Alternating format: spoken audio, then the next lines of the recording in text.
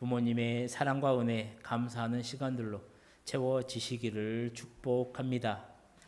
예전에 프루덴셜 광고에서요, 이런 광고를 찍은 적이 있어요.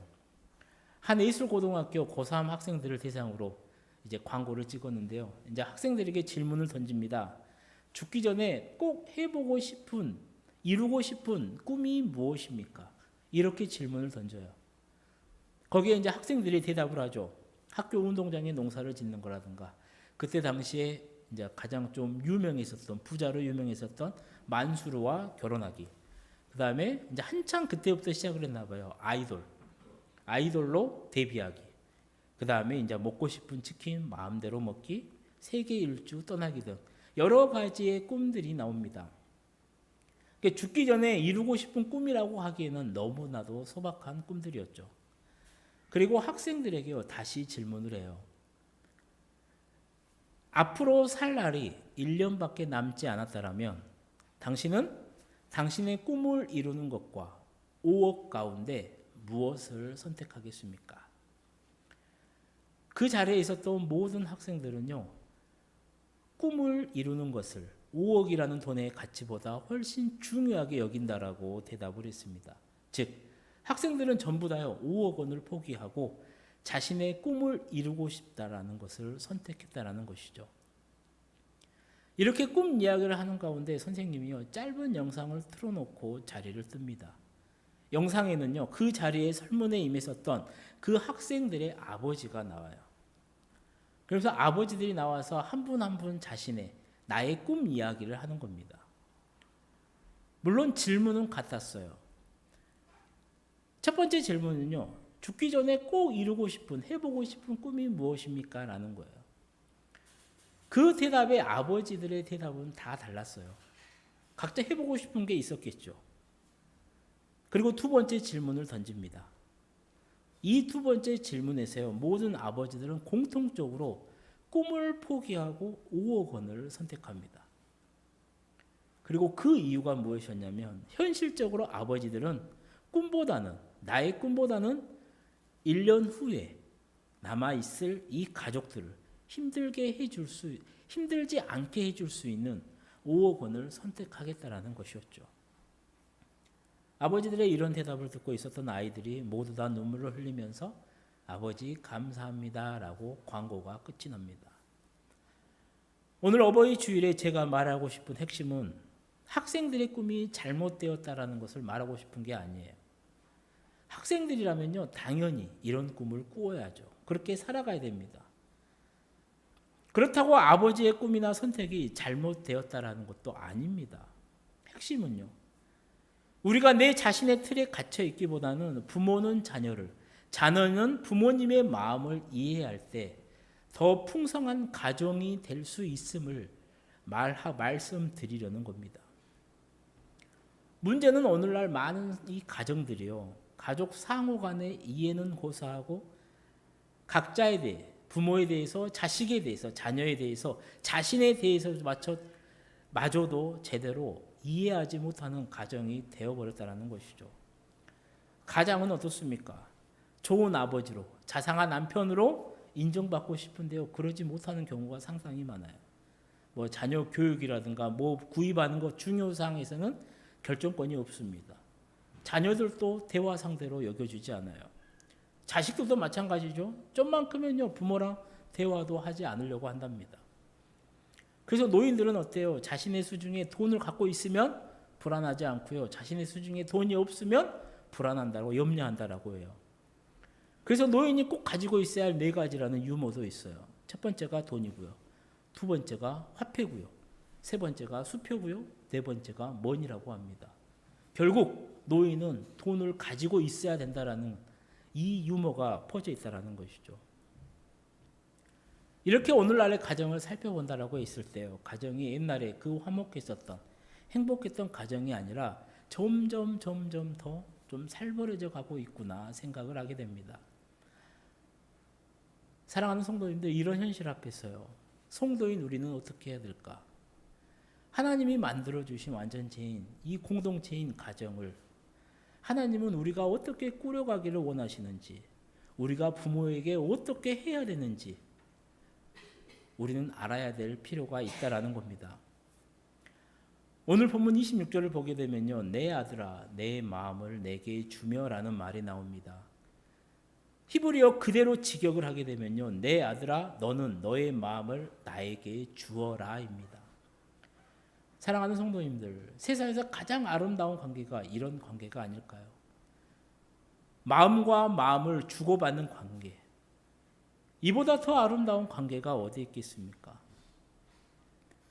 오늘 하나님께서 우리에게 주신 본문 말씀인 잠언서는요, 지혜의 문학으로 분류되는 책입니다. 즉 이스라엘의 지혜로운 사람이 자신의 후대 사람들에게 전해주는 인생의 지혜를 담고 있는 책입니다. 사랑하는 성도님들, 우리가 세상을 살아가는데 필요한 것들이 많아요. 그 가운데 정말로 필요한 것 중에 하나가 바로 이 지혜라는 겁니다. 예전에 교수님이 이런 질문을 한 적이 있었어요. 대학교 다닐 때요. 지식과 지혜의 차이를 아냐고. 우리 성도님들은 지식과 지혜가 차이가 무엇이라고 생각합니까?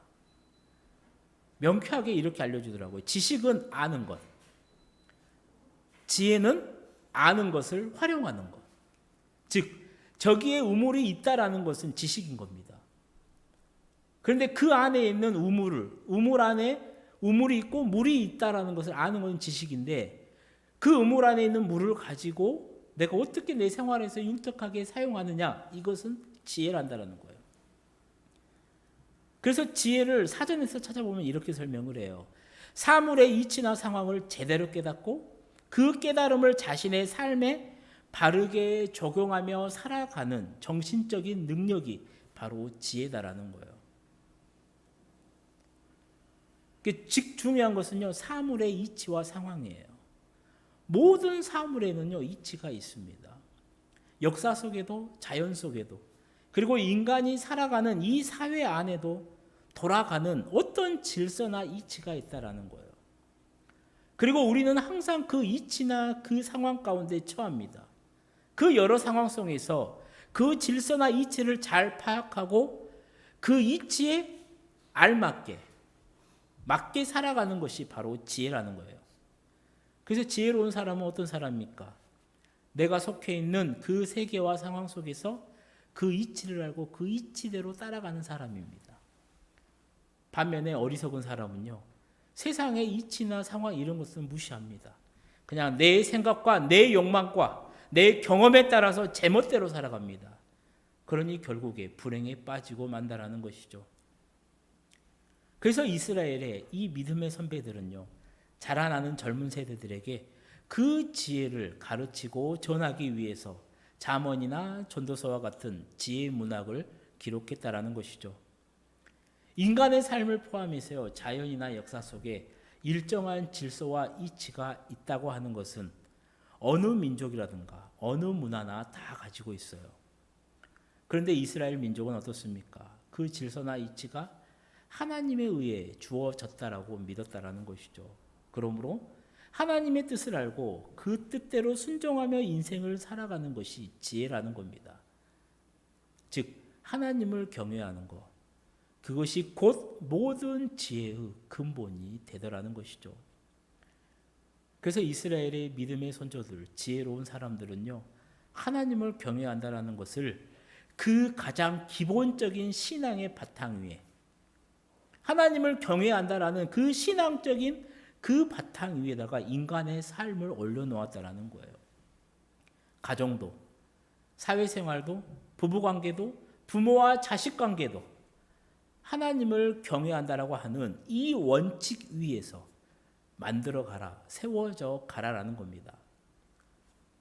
오늘 본문을 기록한 잠언의 저자도 마찬가지예요.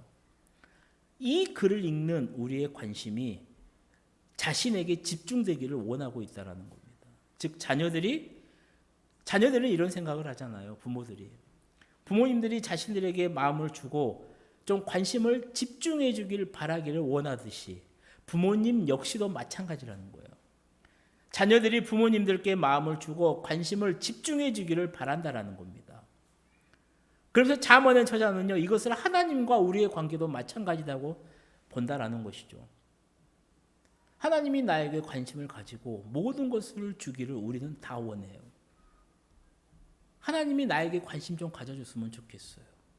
하나님이 내 부족한 걸 좀 채워줬으면 좋겠어요.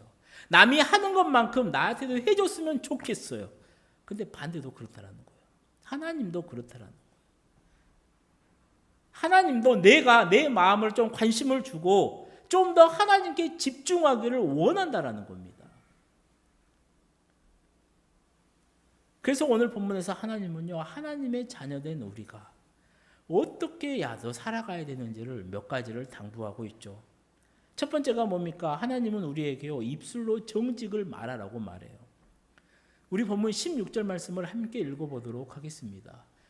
만일 내 입술이 정직을 말하면 내 속이 유쾌하리라. 아멘.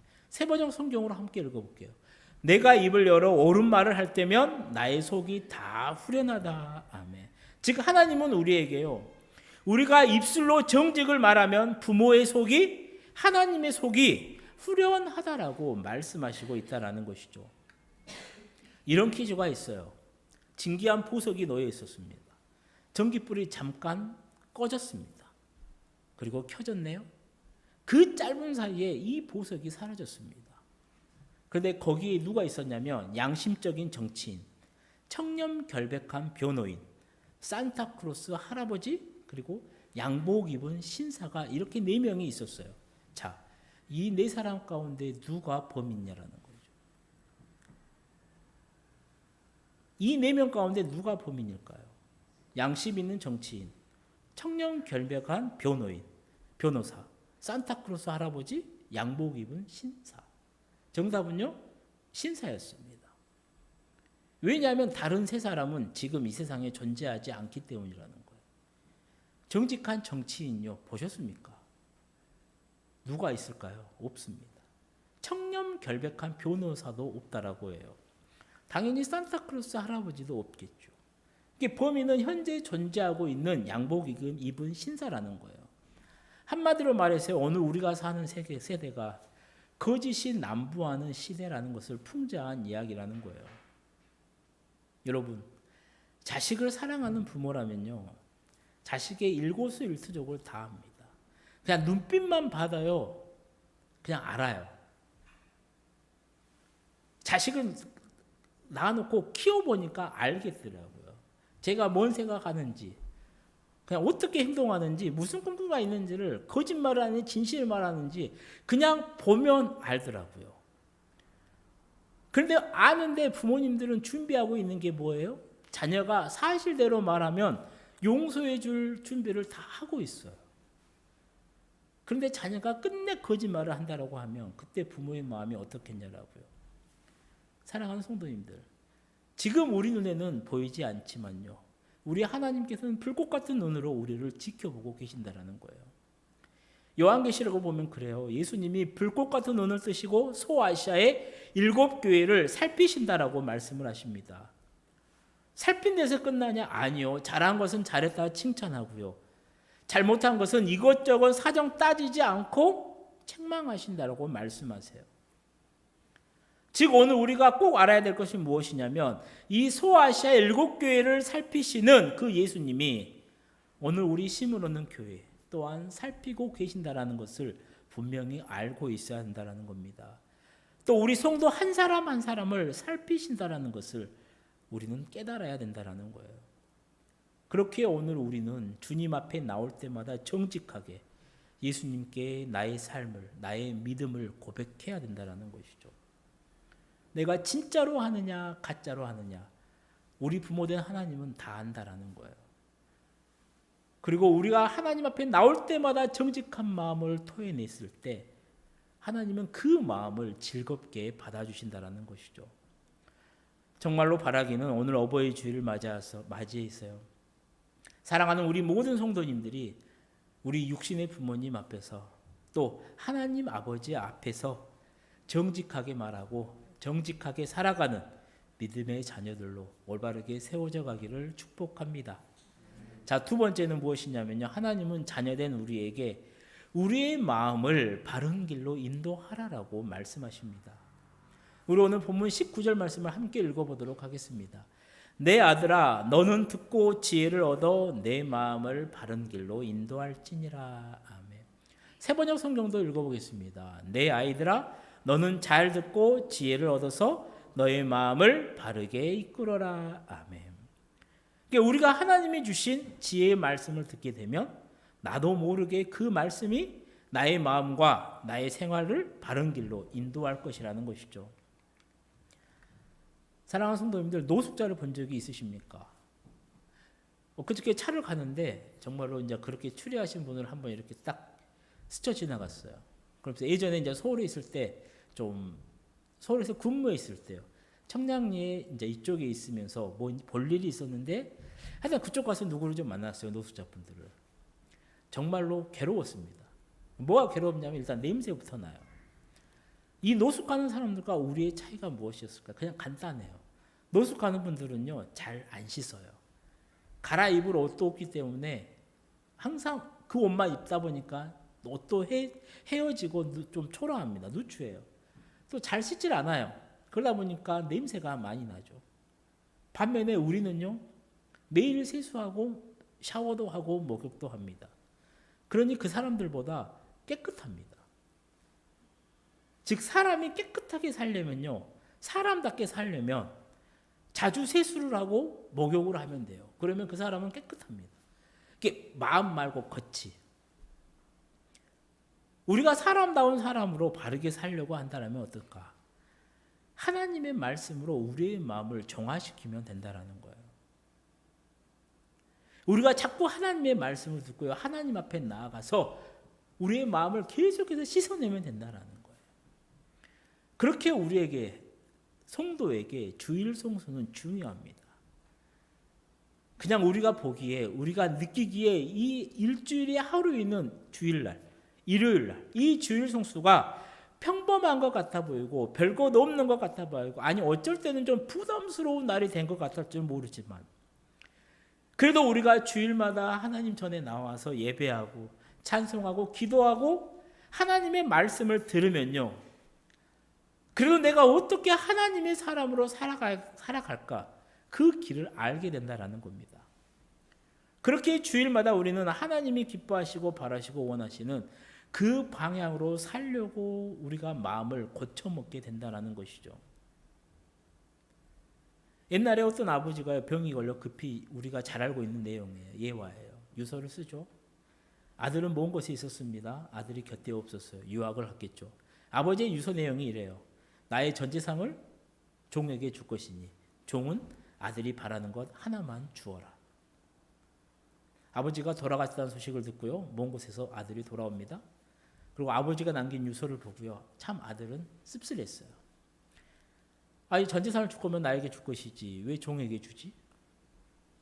그 마음이 참 그랬나 봐요. 그리고 괴로워하다가 고민을 하다가 스승을 찾아갑니다. 스승에게 자기의 상황을 다 이야기를 해요. 그러니 스승이 이렇게 이야기를 하죠. 자네 아버지는 참 지혜로운 분이시군.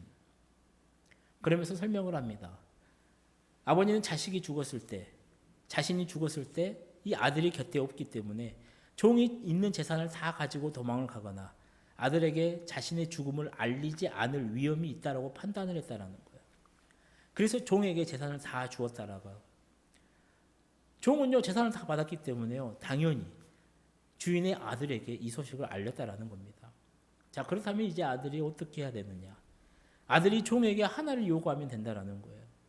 그럼 그 하나를 선택해야 돼? 무엇을 선택해야 되느냐? 그냥 그 아들은 그 종을 선택하면 된다라는 거예요. 종이 나에게 귀속되는 순간 종이 가지고 있는 모든 재산 또한 나에게 귀속되기 때문이라는 겁니다. 즉 아버지의 이 지혜로운 처신이요, 아들을 살리게 되었고 아들에게 자신의 전 재산을 유산으로 물려주게 되었다라는 이야기인 겁니다. 우리가 신앙생활을 하면서도 분명히 알아야 될 것은 이거예요. 하나님 아버지는요, 우리에게 항상 바른 길로 가라라고 말씀하신다라는 겁니다. 그 길이 내가 생각할 때 아닌 것 같아도요, 아니요. 결국에는 그 길이 바른 길이었다는 것은 우리는 삶을 통해서 경험하게 되더라는 것이죠. 그리고 바른 길이 아닌 길로 가면요, 우리는 반드시 실패하게 되어 있습니다. 그래서 자동차도 지정된 차로로 가야 안전하듯이 하나님께서는 우리의 인생, 우리의 마음도 바른 길로 운행해 가기를 원하신다라는 겁니다. 그 길을 누가 가르칩니까? 평소에 부모님이 남긴 말씀대로 살면요, 우리는 바른 길로 갈 것입니다. 또 하나님이 우리에게 남겨주신 이 하나님의 말씀, 성경 말씀대로 살면 우리는 바른 길로 갈 것이라는 겁니다. 그러니 사랑하는 우리 모든 성도님들은 이제 우리 육신의 부모님의 말씀대로 또 하나님의 말씀대로 살아서요, 우리의 마음이 항상 바른 길로 걸어가시는 우리 성도님들이 되시기를 축복합니다. 자, 세 번째, 하나님은 우리에게요, 부모를 즐겁게 하라라고 말씀을 해요. 오늘 본문을 보게 되면요, 자녀들이 부모님에게 어떻게 해야 되는지를 잘 알려주고 있습니다. 우리 오늘 본문 말씀을 다 같이 함께 읽어보도록 하겠습니다. 22절입니다. 너를 낳은 아비에게 청종하고 내 늙은 어미를 경히 여기지 말지니라. 24절입니다. 의인의 아비는 크게 즐거울 것이요 지혜로운 자식을 낳은 자는 그로 말미암아 즐거울 것이니라. 25절입니다. 내 부모를 즐겁게 하며 너를 낳은 어미를 기쁘게 하라. 아멘. 잠언뿐만이 아니라요, 다른 어떤 말씀을 보더라도 부모를 어떻게 섬겨야 하는지를 찾아보려고 하면요, 우리는 수많은 구절들을 들 수가 있습니다. 그리고 우리는 이미 그 많은 구절들을 들어왔을 거예요. 중요한 것은 무엇입니까? 실천이에요. 전에도 한번 설교 시간에 이 말씀을 드린 적이 있는데요, 이 세상에 있는 모든 자식을 둘러 나오면 딱 두 가지입니다. 첫 번째는 부모를 기쁘게 해드리는 자식과 부모를 아프게 하고 슬프게 해주는 자식, 이렇게 둘로 나눌 수 있을 겁니다. 성경에도 이 두 가지의 유형의 자식들을 우리는 찾아볼 수가 있어요. 부모를 슬프게 하는 자식은 누가 있습니까? 다윗의 아들 압살롬이죠. 압살롬은 다윗의 셋째 아들이에요. 그리고 성경은요, 이 압살롬을 이렇게 말을 해요. 우리 사무엘하 말씀 함께 읽어보도록 하겠습니다. 온 이스라엘 가운데에서 압살롬같이 아름다움으로 크게 칭찬받는 자가 없었으니 그는 발바닥부터 정수리까지 흠이 없었습니다. 압살롬이 그냥 그런 사람이 아니라는 거예요. 겉으로 봤을 때는요, 정말로 넘버원입니다. 요즘 거의 누가 있을까요? 연예인 중에 차은우? 아마 그 정도 급이었다라는 거예요. 모든 사람이 보면 그냥 뻑 같습니다. 멋진 육신을요, 아버지로부터 받았어요. 그런데 이 압살롬이 어떻게 됩니까? 후에 자신의 여동생 다말이요, 이복형이 암논에게 성폭행을 당해요. 그리고 그 사실을 알아요. 형 암논을 살해합니다. 그리고 아버지였던 다윗을 피해서요, 자신의 외가였던 구술에 가서 3년 동안 도피 생활을 해요. 나중에 요압의 중재로 인해서 아버지 다윗과 화해를 해요. 화해를 하지만 어떻습니까? 그때부터 자신의 아버지 다윗을 쫓아내기 위해 대적할 준비를 합니다. 그리고 결국은 반란을 일으켜요. 아버지를 왕위에서 쫓아냅니다. 스스로 왕이 되려고 해요. 그런데 결국 다윗과의 전쟁에서 패합니다. 그리고 그 전쟁에서 압살롬은 죽게 된다는 것이죠. 그때 아버지였던 다윗이 이렇게 말을 해요. 사무엘하 18장 33절입니다. 함께 읽어볼게요. 내 아들 압살롬아, 내 아들 압살롬아, 차라리 내가 너를 대신하여 죽었다면 압살롬 내 아들아 하였더라. 아멘. 정말로 부모를 슬프게 했었던 압살롬의 것은요, 안타까운 죽음으로 결말을 짓습니다. 그리고 성경을 보게 되면요, 부모를 즐겁게 해준, 기쁘게 한 사람도 많이 나와요. 대표적인 사람은 요셉을 들 수가 있죠. 사실 요셉의 아버지 야곱은요, 그렇게 존경받을 만한 인물은 아니었습니다. 그리고 요셉은요, 배다른 형들의 시기 때문에요, 애굽으로 팔려와요. 우리가 잘 알고 있는 것처럼 애굽에 팔려와서 보디발의 집에서 종살이를 합니다. 그리고 거기서 좀 잘했더니 억울한 누명을 쓰요, 또 왕의 감옥에까지 가게 되죠. 그런데 요셉에게는요, 한결같은 신앙이 있었어요.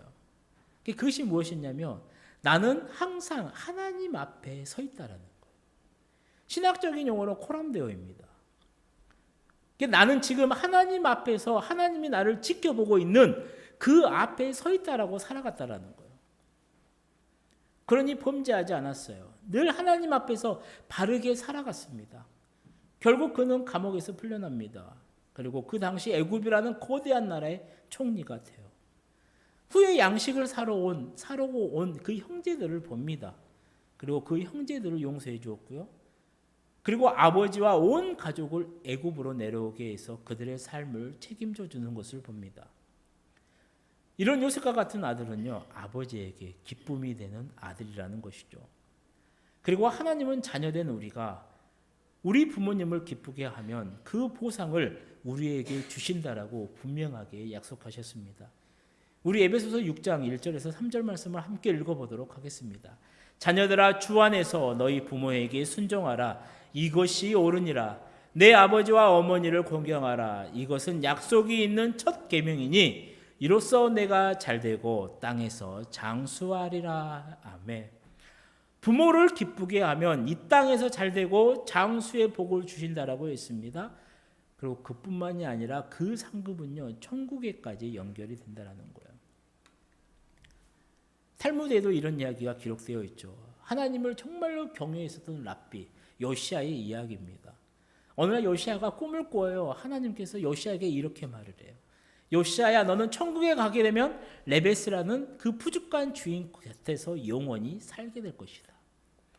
요시아가 이 소리에 놀래서 꿈을 깹니다. 옛날 우리나라 직업을 분류했을 때요, 이 푸주간, 이 사람들을 천민으로 여겼어요. 그래서 가까이 상종도 안 했습니다. 당연히 이스라엘도 이 푸주간에 이 직업을 가지고 있는 사람을 멸시했습니다. 그런데 사람들에게 가장 존경받는 이 랍비가 자신이 천국에 갔을 때 가장 멸시받았던 천민과 함께 살아간다는 거예요. 그게 기분이 얼마나 나빴겠냐라고요. 기분도 나빠요. 그런데 더 꺼림칙한 게 뭐예요? 이 소리를 누가 했냐라는 거예요. 꿈속에서 하나님이 나에게 했다라는 거예요.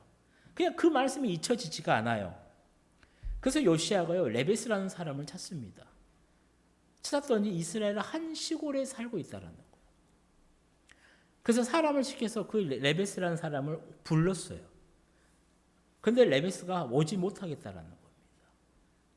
그러니까 요시아가 열이 받죠. 계급으로 따지면 상당히 높습니다. 엄청난 갭 차이가 있어. 감히 내가 부르는데 네가 안 와. 근데 하나님의 말씀 때문에 깨림칙해요. 요시아가 직접 찾아갑니다. 왜 나를 만나러 오지 않았느냐? 왜 내 말을 무시했느냐? 대답을 합니다. 제가 연세 많은 어머니를 모시고 있는데 어머니가 병원에 누워 계셔서 제가 갈 수 없었습니다. 라고 해명을 합니다. 그리고 그 말을 들은 이 랍비 요시아는요, 왜 하나님께서 자신에게 이 꿈을 보였는지를 깨닫게 됩니다. 천국에서는 부모님을 귀히 여기는 자를, 부모님을 기쁘시게 해드리는 자를 높은 곳에 두신다라는 것을 알게 되었다라는 것이죠. 그러니 하나님이 요시아에게 한 말씀은요, 축복의 말씀이었다라는 거예요. 오늘 아침 부모님을 기쁘시게 하는 자녀, 부모님을 정말로 아프게 하고 슬프게 하는 자녀 가운데 우리 성도님들은 어느 자녀에 속하십니까? 어버이 주일 정말로 부모님께 기쁨이 되는 그 자녀로 살아가려고 다짐하고 노력하시는 우리 모든 성도님들이 되시기를 축복합니다. 이제 말씀을 마치려고 합니다. 사랑하는 성도님들, 하나님을 경외한다라는 것, 그리고 부모님을 공경한다라는 것, 절대로 저절로 되는 것이 아닙니다. 내가 노력해야 되고, 내가 다짐해야 되고, 내가 결단해야만 된다라는 것이죠. 오늘 어버이 주일에 하나님의 백성으로서 이 놀라운 사랑의 마음을 결단하시는 우리 모든 성도님들이 되시기를 축복합니다. 그리고 오늘 어버이 주일에 하나님 아버지와 우리 육신의 부모님은 우리의 껍데기가 아닌 우리의 진실된 마음을 달라라고 하십니다. 오늘 주신 말씀 잘 기억하셔서 정말로 부모님의 마음과 하나님 아버지의 마음을 잘 헤아려 그분에게 우리의 속 깊은 마음까지도 들이시면서 지혜롭게 천국의 복된 삶을 살아가시는 우리 심을 얻는 교회 모든 성도님들이 다 되시기를 주님의 이름으로 간절히 축원합니다. 기도하시겠습니다.